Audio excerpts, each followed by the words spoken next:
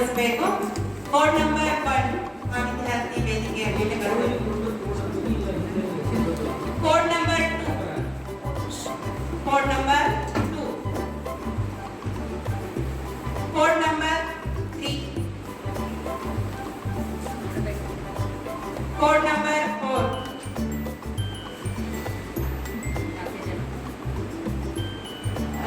ಇನ್ನೊಬ್ರು ವಿದ್ಯಾರ್ಥಿ ಅನಿವಾರ್ಯ ಕಾರಣದಿಂದ ಬರಕ್ಕಾಗಿಲ್ಲ ಇಲ್ಲಿ.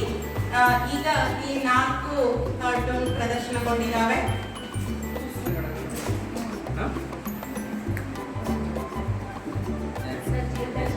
ಈ ಕಾರ್ಟೂನಿಂಗ್ ಸ್ಪರ್ಧೆಯಲ್ಲಿ ಭಾಗವಹಿಸಿದಂತಹ ವಿದ್ಯಾರ್ಥಿಗಳಿಗೆ ನಾವು ತೀರ್ಪು ನಿರ್ಣಯ ಆದ್ಮೇಲೆ ಒಕ್ಕಟದ ಕೊನೆಯಲ್ಲಿ ಬಹುಮಾನವನ್ನು ಕೊಡ್ತೀವಿ.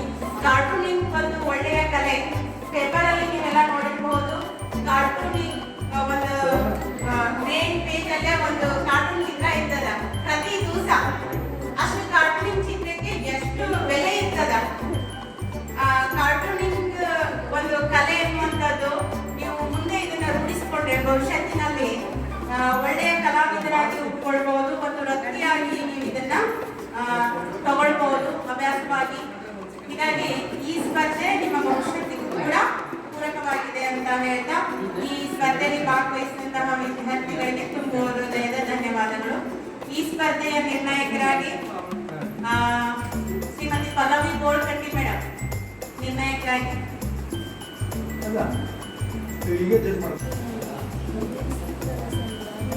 ಕಲಾವಿದ